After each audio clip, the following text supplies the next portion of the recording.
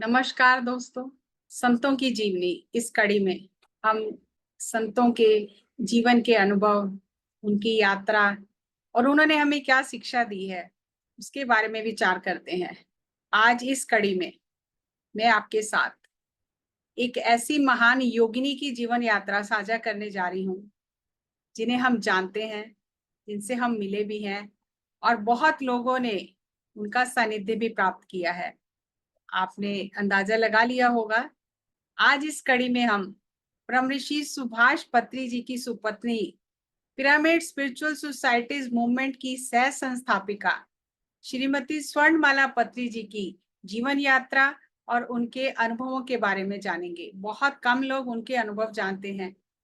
पत्री जी के जीवन काल में पीएमसी तेलुगु चैनल पर उन्होंने स्वर्णामृतम नाम से 100 कड़ियों में अपना अनुभव साझा किया, जिसका हिंदी अनुवाद किया गया और मुझे भी बहुत सारा उनके जीवन के बारे में उससे जानने को मिला और बहुत समय मुझे उनके साथ बिताने के लिए मिला और उस समय उनसे वार्तालाप करके भी मैंने उनके बारे में बहुत कुछ जाना। हम बहुत भाग्यशाली हैं कि हमें पत्री जी के साथ, पत्री जी के सानिध्य में जीवन बिताने का अवसर मिला। उनसे हमने ध्यान सीखा। एक बार कल्पना करके देखो कि थोड़ा समय सर के साथ बिताने से हमारा जीवन बदल गया और जिसने पत्री जी के साथ जीवन के अनमोल वर्ष बिताए हैं, हर एक पल साझा किया है, जो उनकी धर्म पत्नी सुपत्नी स्वर्णमाला पत्री जी हैं, उनका जीवन कैसा होगा, कैसे उनके जीवन के अनुभव होंगे, कैसे कैसे तकलीफों का सामना करना पड़ा होगा, क्योंकि किसी भी संत की, युग पुरुष की पत्नी बनना कई जन्मों की साधना का फल होता है।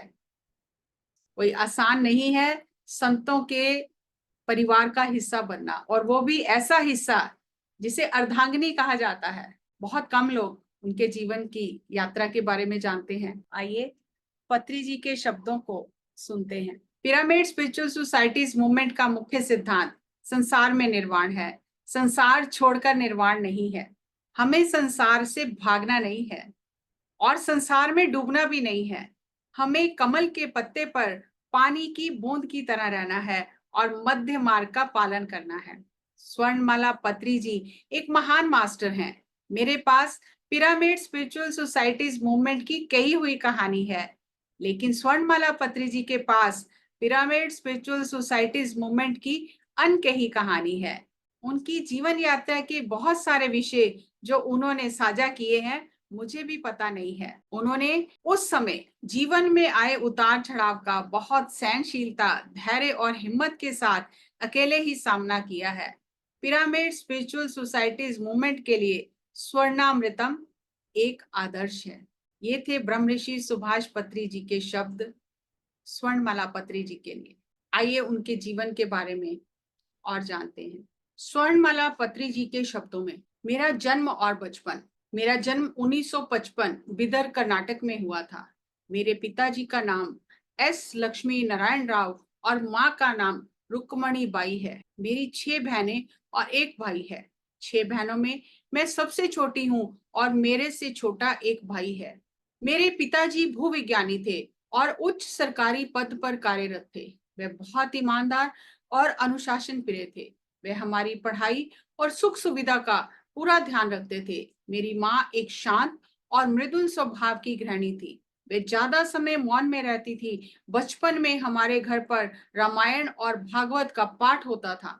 हम राघवेंद्र स्वामी जी की आराधना करते थे।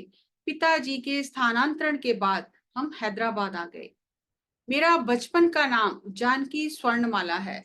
मेरी माँ को किसी ने बताया कि मेरा नाम जानकी रखने से उन्हें लड़का पैदा होगा, इसलिए उन्होंने मेरा नाम जानकी रखा और बाद में मेरा भाई पैदा हुआ। मेरा बचपन बहुत ही आनंद से गुजरा। हमारे घर में हमेशा त्योहार का माहौल रहता था। हम सब भाई बहन मिलकर बहुत मस्ती करते थे और हर त्योहार को बहुत उत्साह के साथ मनाते थे। मैं अपनी बहनों के साथ ओजा बोर्ड खेलती थी और हम अपने दादा परदादा को बुलाकर उनसे अपने प्रश्नों के उत्तर लेते थे।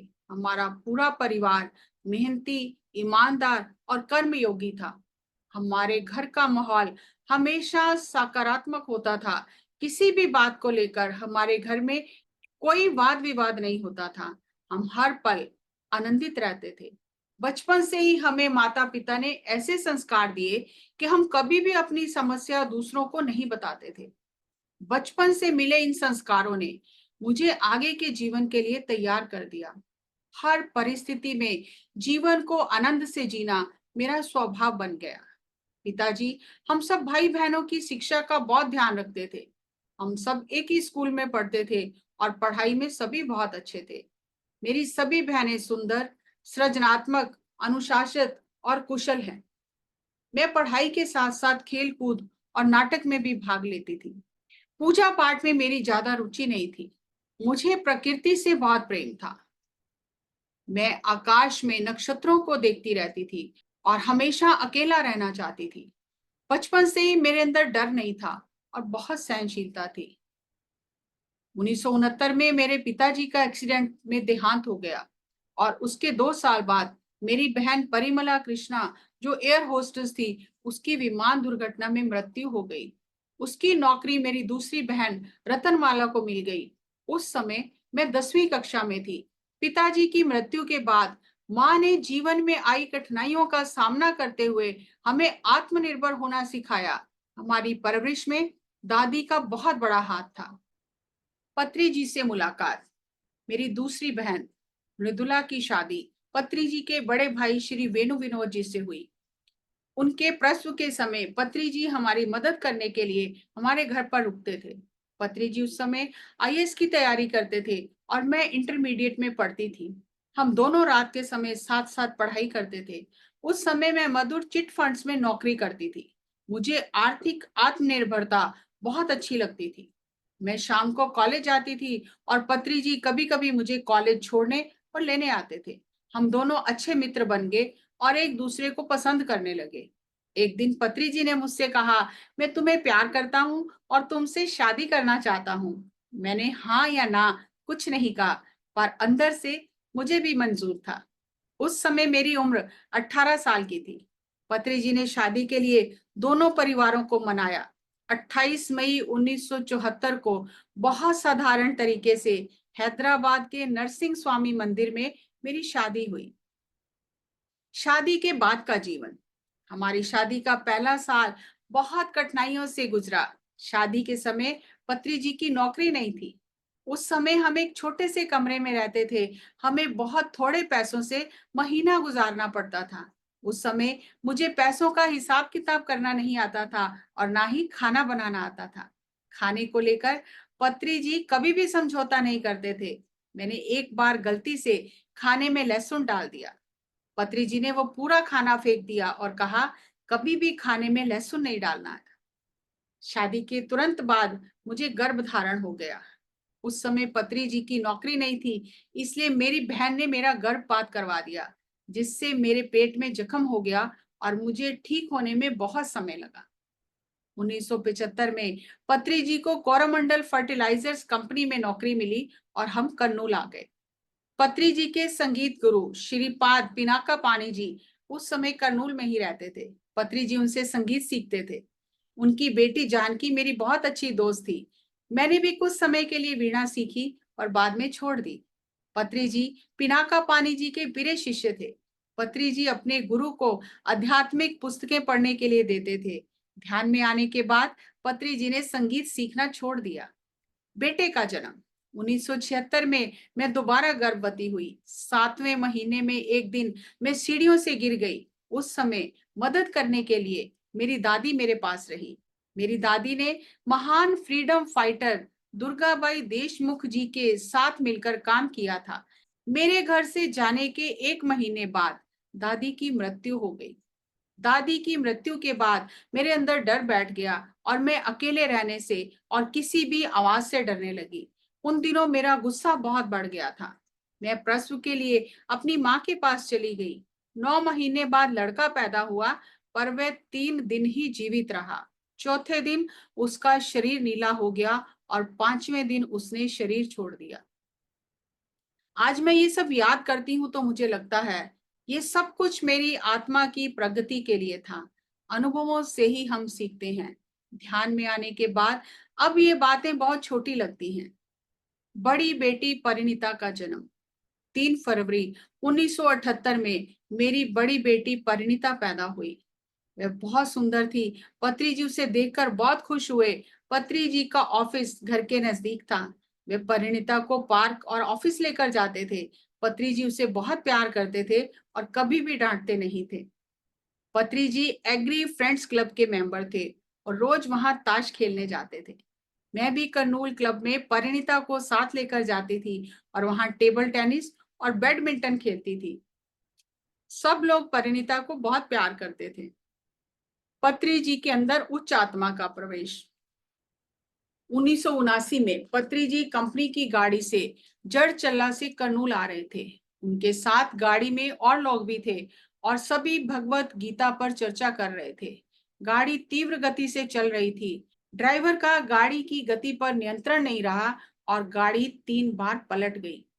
इतना बड़ा हादसा देखकर लोगों को लगा कि गाड़ी में से कोई नहीं बचेगा, लेकिन सब लोग ये देखकर आश्चर्यचकित रह गए कि पत्री जी और उनके सभी साथी सकुशल थे। उस हादसे के समय पत्री जी के अंदर एक उच्च आत्मा ने प्रवेश किया। पत्री जी ने बताया कि 3 मास्टर्स ने उस समय उनकी शल्य चिकित्सा की।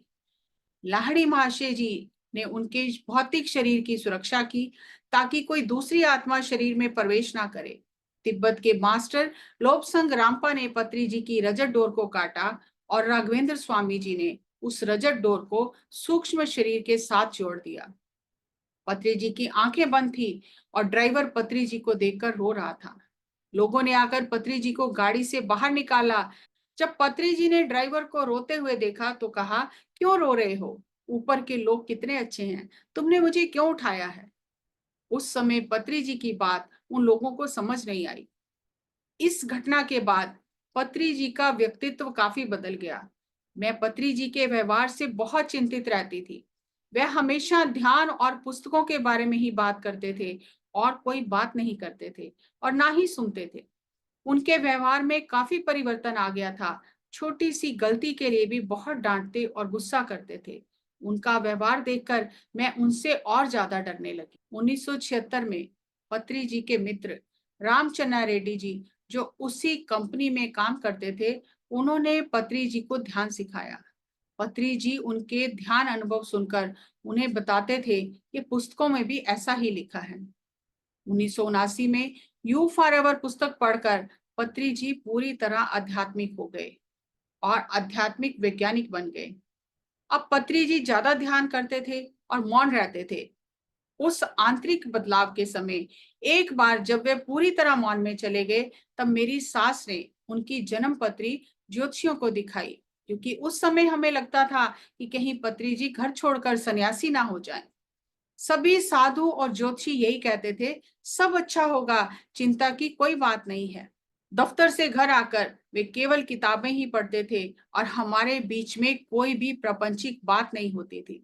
रामचन्ना रेड्डी जी हमारे घर आते जाते थे और वे मुझे भी ध्यान करने के लिए कहते थे, पर मैं उनकी बातों पर ध्यान नहीं देती थी। सदानंद योगी जी से मुलाकात 1980 में पत्री जी, रामचंद्र रेड्डी जी और उनके मित्र करनूल में राघवेंद्र होटल में एक महात्मा से मिले। महात्मा ने इन्हें कहा, मेरे पास आत्मज्ञान के अलावा और कुछ नहीं मिलेगा। पत्री जी ने कहा, मैं आत्मज्ञान के लिए आया हूँ। वे महापुरुष सदानंद योगी जी थे। उस समय उनकी उम्र 200 साल से ऊपर थी। वे छोटे कद के थे और देखने में बहुत साधारण दिखाई देते थे। वे दक्षिण अफ्रीका और भूटान घूमकर करनूल आए थे। सदानंद योगी जी ने इन तीनों को सांसों के साथ ध्यान करना सिखाया और इनके ऊपर ब्रह्म ज्ञान की वर्षा की। सदानंद योगी जी से मिलने के बाद पत्री जी सुबह शाम उनके पास जाकर बैठते और पत्री जी उनके लिए घर से चाय, नाश्ता और खाना लेकर जाते थे। जब पत्री जी टूर पर जाते थे, मैं उनके लिए खाना लेकर जाती थी। मुझे उनकी महानता का पता नहीं था, क्योंकि मैं उस समय ध्यान नहीं करती थी। वह पत्री जी को अपने साथ लेकर चले जाएंगे, ऐसा सोचकर मुझे उनसे बहुत डर लगता था। सदानंद योगी जी अप्रत्यक्ष रूप से मुझे संदेश देते थे कि जैसा आप सोच रही हो ऐसा बिल्कुल नहीं है। भविष्य में मेरे प्रति आपकी भावना बदल जाएगी। आत्मबोध होने के पश्चात पत्री जी का नौकरी से ध्यान हटने लगा। अब उन्हें व्यापारिक गतिविधियां अच्छी नहीं लगती थी। 1982 में उन्होंने नौकरी से त्याग पत्र दे दिया, लेकिन उनके मैनेजर ने उनका त्याग पत्र स्वीकार नहीं किया और त्याग पत्र अस्वीकार होने के कारण पत्री जी को नौकरी करनी पड़ी। जब कोई योगी या महापुरुष हमारे जीवन में आते हैं, तो उनके रहते ही हमें उनकी कदर करनी चाहिए और उनसे सीखना चाहिए। अक्सर लोग गुरु के शरीर छोड़ने के बाद उनकी महानता को समझकर उनकी पूजा करते हैं, जबकि उनके रहते ही उनसे शिक्षा लेकर हमें उनके बताए हुए मार्ग पर चलना चाहिए। दोस्तों, जीवन यात्रा किसी के लिए भी इतनी आसान नहीं है। ये धरती का विधि विधान ही ऐसा है कि जो भी यहाँ आता है उसे कठिनाइयों का सामना करना ही पड़ता है। चाहे वो किसी ब्रह्म ऋषि की पत्नी हो, कोई संत हो, कोई योगी हो, सभी के लिए जीवन यात्रा का विधान वही है। और ऐसे योगियों के जीवन को देखकर ही एक आम साधारण इंसान उनसे प्रेरणा लेकर इस मार्ग पर चलने की हिम्मत करता है। हमें लगता है कि उन्होंने तो इतनी साधना की है, वो जो चाहे पा सकते हैं, उनके जीवन में कोई कठिनाई नहीं आती। लेकिन आज की इस कड़ी से आपको पता चल गया होगा कि स्वर्णमाला पत्री जी ने और ब्रह्म ऋषि सुभाष पत्री जी ने भी उन्हीं कठिनाइयों का सामना किया जो हम सबके जीवन में आती हैं। इसलिए संतों के सानिध्य में रहने से हमारी हिम्मत बढ़ जाती है, मनोबल बढ़ जाता है, आत्मबल बढ़ जाता है और हम उनका सानिध्य पाकर इस मार्ग पर चल पड़ते हैं। इस कड़ी में हमने श्रीमती स्वर्णमाला पत्री जी के जीवन के कुछ अनुभव जाने और उन्होंने हमें अपने जीवन में आई कठिनाइयों का, चुनौतियों का किस तरह उन्होंने सामना किया वो भी बताया। और उन्होंने हमें ये भी बताया कि जब हमारे जीवन में किसी गुरु का आगमन होता है, तो गुरु का जीवन काल रहते हुए ही हमें उनसे सीखना चाहिए। बाद में उनकी मूर्ति लगाकर, उनकी तस्वीर लगाकर पूजा करने से कुछ भी नहीं सीख सकते।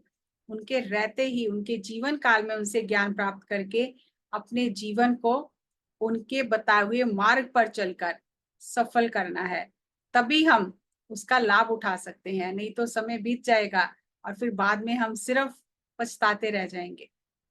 उन्होंने अपने जीवन के अनुभव से हमारे साथ ये ज्ञान साझा किया, क्योंकि जब हम किसी संत के सानिध्य में होते हैं तो उस समय उसकी बातों को समझना, जानना बहुत कठिन होता है। अगर हम साधना नहीं करते तो हम नहीं जान सकते, लेकिन जैसे जैसे साधना करते हैं तो उनकी बातों की गहराई समझ में आने लगती है। अगली कड़ी में उनके जीवन यात्रा और उनके और अनुभव आपके साथ साझा करूंगी। तब तक नमस्कार, धन्यवाद।